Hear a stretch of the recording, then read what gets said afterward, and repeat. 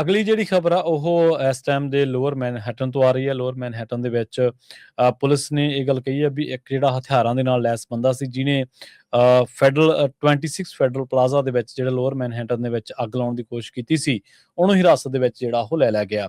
ਅਧਿਕਾਰੀਆਂ ਨੇ ਬਕਾਇਦਾ ਇਸ ਦੀ ਪੁਸ਼ਟੀ ਕੀਤੀ ਹੈ ਤੇ ਉਹ ਦੋ ਜਣਿਆਂ ਨੂੰ ਮਾਮੂਲੀ ਸੱਟਾਂ ਵੀ ਲੱਗੀਆਂ ਨੇ ਤੇ ਇਹਨੂੰ ਜਿਹੜਾ ਸੰਭਾਵੀ ਅੱਤਵਾਦੀ ਕਾਰਵਾਈ ਵਜੋਂ ਜਿਹੜਾ ਇਸ ਘਟਨਾ ਦੀ ਜਾਂਚ ਕੀਤੀ ਜਾ ਰਹੀ ਆ।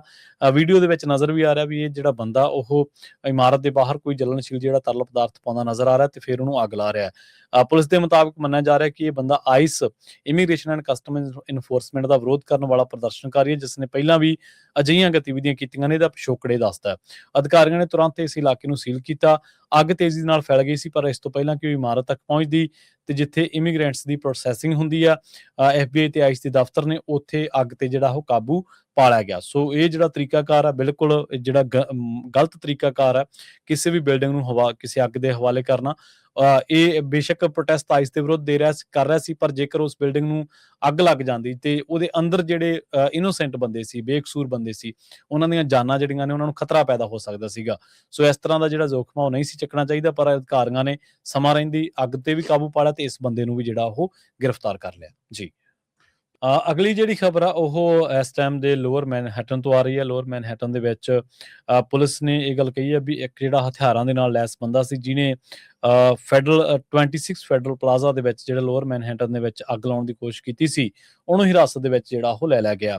ਅਧਿਕਾਰੀਆਂ ਨੇ ਬਕਾਇਦਾ ਇਸ ਦੀ ਪੁਸ਼ਟੀ ਕੀਤੀ ਹੈ ਤੇ ਉਹ ਦੋ ਜਣਿਆਂ ਨੂੰ ਮਾਮੂਲੀ ਸੱਟਾਂ ਵੀ ਲੱਗੀਆਂ ਨੇ ਤੇ ਇਹਨੂੰ ਜਿਹੜਾ ਸੰਭਾਵੀ ਅੱਤਵਾਦੀ ਕਾਰਵਾਈ ਵਜੋਂ ਜਿਹੜਾ ਇਸ ਘਟਨਾ ਦੀ ਜਾਂਚ ਕੀਤੀ ਜਾ ਰਹੀ ਆ।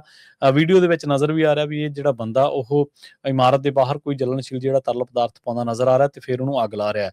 ਪੁਲਿਸ ਦੇ ਮੁਤਾਬਕ ਮੰਨਿਆ ਜਾ ਰਿਹਾ ਕਿ ਇਹ ਬੰਦਾ ICE immigration and custom enforcement ਦਾ ਵਿਰੋਧ ਕਰਨ ਵਾਲਾ ਪ੍ਰਦਰਸ਼ਨਕਾਰੀ ਹੈ, ਜਿਸ ਨੇ ਪਹਿਲਾਂ ਵੀ ਅਜਿਹੀਆਂ ਗਤੀਵਿਧੀਆਂ ਕੀਤੀਆਂ ਨੇ। ਇਹਦਾ ਪਿਛੋਕੜੇ ਦੱਸਦਾ। ਅਧਿਕਾਰੀਆਂ ਨੇ ਤੁਰੰਤ ਇਸ ਇਲਾਕੇ ਨੂੰ ਸੀਲ ਕੀਤਾ। ਅੱਗ ਤੇਜ਼ੀ ਨਾਲ ਫੈਲ ਗਈ ਸੀ, ਪਰ ਇਸ ਤੋਂ ਪਹਿਲਾਂ ਕਿ ਉਹ ਇਮਾਰਤ ਤੱਕ ਪਹੁੰਚਦੀ ਤੇ ਜਿੱਥੇ ਇਮੀਗ੍ਰੈਂਟਸ ਦੀ ਪ੍ਰੋਸੈਸਿੰਗ ਹੁੰਦੀ ਆ, FBI ਤੇ ਆਈਸ ਦੇ ਦਫ਼ਤਰ ਨੇ, ਉੱਥੇ ਅੱਗ ਤੇ ਜਿਹੜਾ ਉਹ ਕਾਬੂ ਪਾ ਲਿਆ ਗਿਆ। ਸੋ ਇਹ ਜਿਹੜਾ ਤਰੀਕਾਕਾਰ ਆ ਬਿਲਕੁਲ ਜਿਹੜਾ ਗਲਤ ਤਰੀਕਾਕਾਰ ਆ ਕਿਸੇ ਵੀ ਬਿਲਡਿੰਗ ਨੂੰ ਕਿਸੇ ਅੱਗ ਦੇ ਹਵਾਲੇ ਕਰਨਾ। ਇਹ ਬੇਸ਼ੱਕ ਪ੍ਰੋਟੈਸਟ ਆਈਸ ਦੇ ਵਿਰੁੱਧ ਕਰ ਰਿਹਾ ਸੀ, ਪਰ ਜੇਕਰ ਉਸ ਬਿਲਡਿੰਗ ਨੂੰ ਅੱਗ ਲੱਗ ਜਾਂਦੀ ਤੇ ਉਹਦੇ ਅੰਦਰ ਜਿਹੜੇ ਇਨੋਸੈਂਟ ਬੰਦੇ ਸੀ, ਬੇਕਸੂਰ ਬੰਦੇ ਸੀ, ਉਹਨਾਂ ਦੀਆਂ ਜਾਨਾਂ ਜਿਹੜੀਆਂ ਨੇ ਉਹਨਾਂ ਨੂੰ ਖਤਰਾ ਪੈਦਾ ਹੋ ਸਕਦਾ ਸੀਗਾ। ਸੋ ਇਸ ਤਰ੍ਹਾਂ ਦਾ ਜਿਹੜਾ ਜ਼ੋਖਮ ਉਹ ਨਹੀਂ ਸੀ ਚੱਕਣਾ ਚਾਹੀਦਾ, ਪਰ ਅਧਿਕਾਰੀਆਂ ਨੇ ਸਮਾਂ ਰਹਿੰਦੀ ਅੱਗ ਤੇ ਵੀ ਕਾਬੂ ਪਾ ਲਿਆ ਤੇ ਇਸ ਬੰਦੇ ਨੂੰ ਵੀ ਜਿਹੜਾ ਉਹ ਗ੍ਰਿਫਤਾਰ ਕਰ ਲਿਆ ਜੀ।